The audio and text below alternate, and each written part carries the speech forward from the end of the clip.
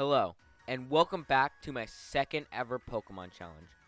Last time, I beat Pokemon without taking damage, and this time, I'm beating Pokemon Shield without whistling. A feature that I'm sure most people probably forgot existed. So, without any further delay, let's get right into the rules. 1. I can't press the left joystick to make a high-pitched noise come from my character's mouth. But I can do literally anything else. I can catch as many Pokemon I want, I can spam revives, or do anything else.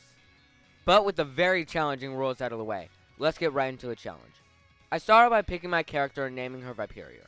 Next, I grab my bag and leave the house to never return. A bit later, I'm gifted a Pokemon by Leon. I decided to choose Score Bunny because I honestly don't think I've ever used Score Bunny in any playthrough. I used Grookey in my Damages run and Sobble in my original one, but I have no recollection of ever using Score Bunny. After that, I have a battle with Hop and absolutely destroyed him with my little rabbit. Then I headed into the forest and fought a weird red dog that was somehow immune to my tackle. After that, I grabbed Pokeballs from my mom and headed to Route 1 to catch my second team member, a Rookity that I named Trident. I forgot to add the T. It would have been Trident, but I forgot the T. Next, I head to the Pokemon Lab and met Sonia. After that, I met up with Leon on Route 2, and he gave me 20 free Pokeballs. That's a lot. Continuing my way up Route 2, I made it to Professor Magnolia's house to have a battle with Hop. The battle goes pretty much as expected. I take out his Wooloo with a few embers, and his Grookey with 2 more. Last is Rookity, and again, a few embers take it out. After that, some magical rocks fall from the sky, and Hop teaches me how to do something I will never do. Whistle. Then I run to the wild area to make it to Motostoke City. In the wild area, I did a raid den to get some free EXP candies.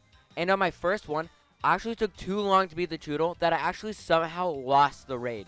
That's the first time I've ever lost a 1-star raid. And it's also the first time I've ever lost a raid due to the 10 turns being up. I normally lose to 4 Pokemon fainting, but I lost to 10 turns. After making it to Motostoke, I start by registering for the gym challenge. I gave myself the challenge number 123, because that's the amount of subscribers I had at the time. Thank you. But before I can make it to Route 4, I have to have another battle with Hop. He leads with Wooloo, and I counter with double kick from Score Bunny. After about 2 kicks, it goes down. Second is Grookey, and it actually outspeeds and hits a scratch for 9 damage. I misclick and actually use double kick again. But the next turn I go for an Ember, taking it out. Last is Rookity, and Score Bunny again just burns it to death. Pretty easy. While running through Route 4, I decided on another team member, Gothita. Did you know that this plant has a base speed of 10?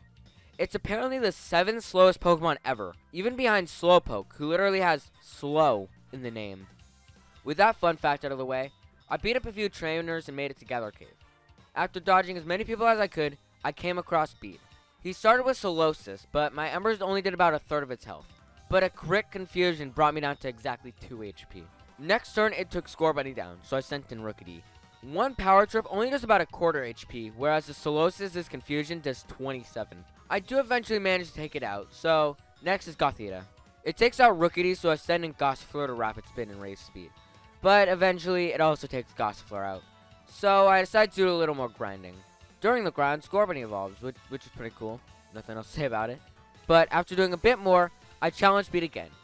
He starts with Solosis, and I take it out with 2 Flame Charges after being hit with Endeavor to bring Raboot to 5 HP. Second is Gothita, who starts by going for a Tickle after Raboot did 90% of its health. So the next turn it goes down. Third is Hatenna, who takes about 50% HP from a Flame Charge. Sadly, it takes Raboot out next turn. So I just sent in Rookity to Power Trip it twice and take it out, winning Battle 1 against Speed. After leaving the cave, I decided again on my 4th team member. I had used Milcery in my original playthrough for about a single gym, so I wanted to use one for the rest of the game. After getting hit by a Wooloo and looking at a giant chicken, I entered the first gym. The trainers are pretty easy, I just mostly flame charged all of them. So after doing that and moving Wooloo, I started the battle with the first gym leader, Milo. And this battle was incredibly easy. I just Dynamaxed Raboot and swept the Gossifleur and Eldegoss with Max Flare, getting the first badge. After running past the daycare, I noticed some Team Yell Grunts stealing a bike from a scientist, so I beat them up with my Pokemon. And after the battle, Rookity evolved into Corvisquire. But after walking another 20 steps across the bridge, I had to fight Hop again. He leads with Wooloo, so I double kicked it once to take it out. Second is Corvisquire, and after 2 Flame Charges, he heals it. So I used it a few more times to take it out. Third is Thwackey, and it actually manages to live a flame charge to take Raboot out. So I sent in Trident to take it out. Once I made it to Holberry City, I immediately headed to take down the gym. The challenge was pretty easy, only taking a bit of damage, but eventually I made it to the second gym leader, Nessa. She starts with Goldeen, so I max Eldegoss to set up grassy terrain using max growth. I Oko the Goldeen. Second is Aracuda, and it also gets one shot by max overgrowth. Third is Dreadnought, and it actually manages to live a max overgrowth in grassy terrain and take Gossifleur out. So I sent in Trident, who only deals about 1/16 damage. After that, I send out Raboot to hopefully take it out with a double kick, and it actually does, getting me the second badge. Gossifleur also evolved into Eldegoss after the battle. But after heading into Gather Cave number 2, I'm forced into another bead battle. He leads with Solosis, so Raboot takes it easily out with a flame charge. Second is Gothita, and like the Solosis, it falls easily to a flame charge. Third is Hatena, and flame charge only does about half damage, so Raboot gets taken out. So I just send in Trident to take it out with 2 more power trips. Fourth is Galarian Ponyta, who actually outspeeds and leaves Corvisquire at 25 HP, but my Drill Peck does about 1/3. Corvisquire then hits it a second time before falling to confusion. And I sent out Eldegoss to finish it off with the Razor Leaf, winning the battle. Moving forward a bit, I had another battle with Team Yell, which won easily. But back at Motostoke City, I ran towards the Battle Cafe to battle the Cafe Master. He starts by sending out Swirlix and Milcery. During the first turn, I take out the Milcery, and in the second, I take out the Swirlix. So after the battle, he gives me a Strawberry Sweet to evolve Milcery into Alchemy. I run outside and start spinning counterclockwise during the night for over 5 seconds to get a random color Alchemy. I actually had no clue what color I would get. I just decided to do the combination because I thought it would look cool.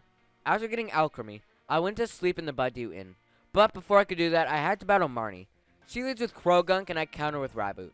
And after 2 flame charges, it goes down. Second is Scraggy, and it also falls to 2 flame charges. Next is Morpeko, and I stay in with Raboot at 5 HP, so I obviously get taken out with a quick attack. So next I send out Eldegoss to hit Razor Leaf, dealing about a quarter. I managed to hit 2 more before Eldegoss faints, so I send out Trident to only deal about 5 HP with Pluck. He does eventually go down, but last is Cookie, who takes it out with a Draining Kiss. So I then head to bed and wake up the next morning to start the 3rd gym battle. The gym challenge goes by pretty easily, no real challenge there, no pun intended, but I wanted to feel a little better going in, so I did a little more grinding. And while beating up raid Pokemon, Raboot evolved into Cinderace. After that, I decided to battle Kabu. He starts by leading with Ninetales, and I start with Cinderace. I immediately start by max flaring the Ninetales with Flash Fire, so that didn't work. So with the remaining turns of my Dynamax, I took down a single Ninetales. The Arcanine comes out and I spam Headbutt until it eventually falls. Last is Scorch, and I continue to use Headbutt until Cinderace also goes down. But I send out Trident, who took it out with a Pluck, granting me the 3rd badge. After watching Hop lose a battle to Bead and learning something about the past Galar, I made my way to Route 6 to battle some Team Yellgrunts. I take him out easily. But going a bit higher on the route, I find another team member, Galarian and Mask. So I easily catch him in a Dust Ball. Then after making it to Stolen's side, I'm challenged to another hot battle. He starts with Cramorant, who takes about 60% of its health to a headbutt, and actually hits a dive, but only does about half to Cinderace. It falls next turn. Second is Silicobra, who faints to a Leaf Tornado from Eldegoss. Third is Toxel, who gets taken out by a few Plucks, and last is Thwackey, who also gets taken out by Cinderace. And that was a hot battle. So I head to the gym and complete the challenge. But after the challenge, it's time for the 4th gym leader, Alistar. He starts with the Yamask, who falls to Max Flare from Cinderace. And second is Cursula, and it also falls to Max Flare. Mimikyu and G-Max Gengar also both faint to a few Pyro Balls from Cinderace. And that's the 4th badge, another really easy one. After leaving the gym, we notice Bead trying to destroy an ancient Galar mural, so we have to stop him. His entire team is pretty much just a pushover. I Oko every one of them. After that, I head to battle in Leatown to challenge the 5th gym leader. Again, the gym challenge goes by really quick with no challenge.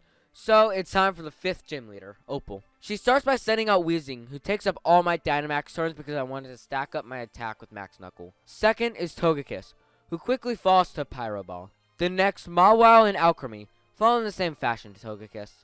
And just like that, I'd grab my 5th gym badge in less than an hour and a half. This challenge is really easy, probably because I'm just playing through the game normally. But while trying to get to the 6th gym, I'm forced into another battle with Hop. He starts with Trevenant, who obviously falls to a Pyro Ball, and second is Snorlax, who only takes about 50 HP with a double kick, but it eventually goes down as well. Third is Bolton, and it also falls to a Pyro Ball. And fourth is Rillaboom. I bet you can't guess what happens there. But last is Heatmore, who actually takes out Cinderace because I got paralyzed 3 turns in a row. But Corvusquire takes it out after that. After making my way down Route 8, I found my 6th team member, a Phalanx who was minding their own business teleporting through walls. After a little more walking, I made it to Sarchester, home of the next gym. After getting past the challenge, it was time to fight the 6th gym leader. The first 3 Pokemon go exactly the same, all getting destroyed by Max Flare or Pyro Ball. But the G-Max Lapras was an entirely different story. I managed to take down half its health with Cinderace before it fell to Max Geyser. So I sent out Phalanx to do a little chip damage. I only did about 1/4 of its HP before Phalanx got completely blown back. Next, I sent in Corvusquire, who also got taken out by Max Resonance. But then the Lapras turned to normal, allowing Cookie to be able to live a Surf and take it out. Now, this part isn't really that important to the story or the challenge, but for the first time ever playing Sword or Shield, I decided to customize my character. Like, no joke, over 1 year and like 6 playthroughs later, I have never customized my character. So I decided it would be a good idea to finally do that. This had absolutely no reason to be in the video. I just wanted to include it because it was my first time ever. But with that out of the way, it was time to move on to the 7th gym. But before I could do anything, I had to battle Hop again. He starts out with his double, who gets taken out by a Pyro Ball. Second is Pincurchin, who also falls to 2 Pyro Balls. And the remaining Snorlax, Corviknight, and Rillaboom also get easily destroyed.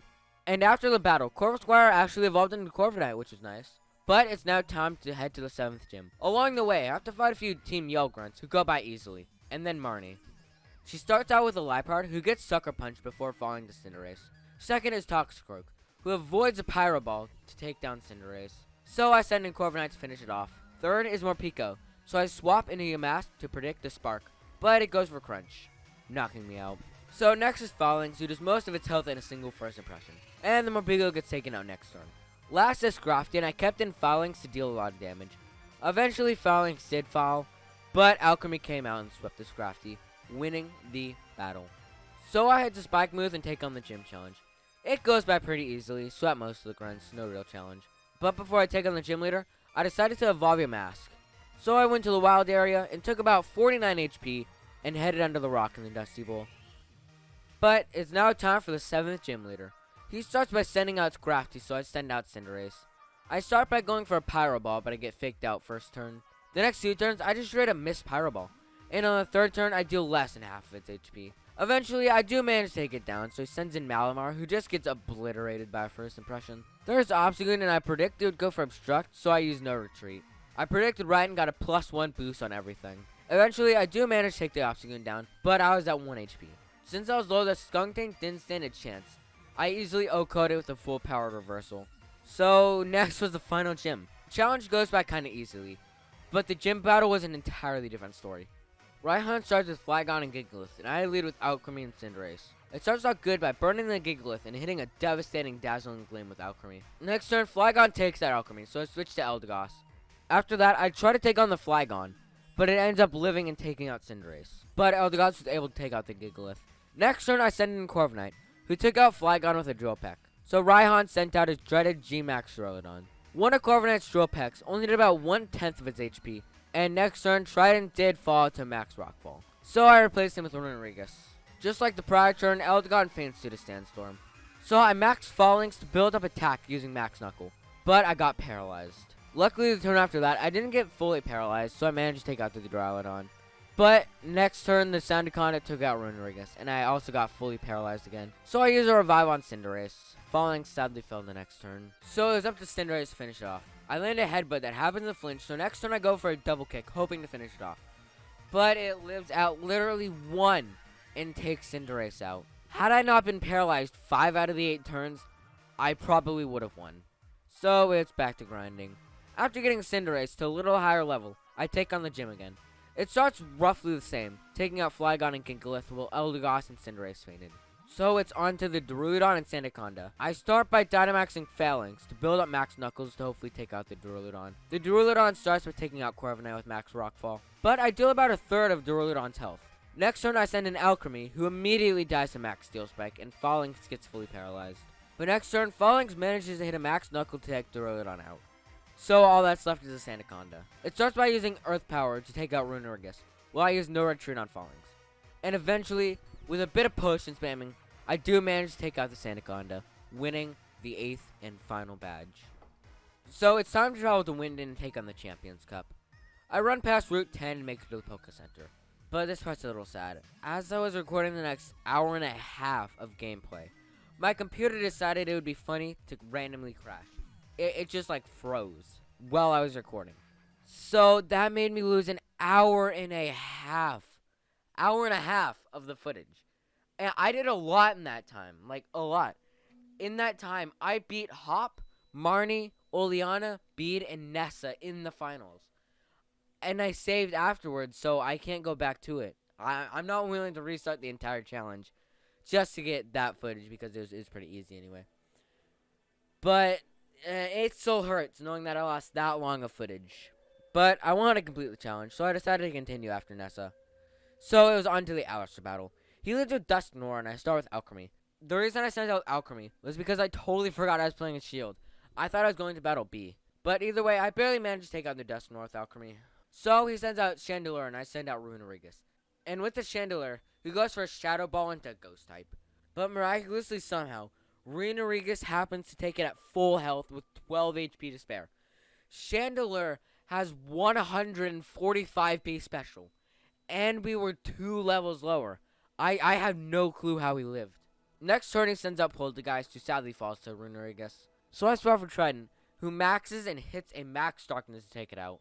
After that was Cursula, and it easily falls to another Max Darkness. Next up is G-Max Gengar, who deals a bit less to half to Corviknight, who turns around and easily takes out over half its health with a Brave Bird.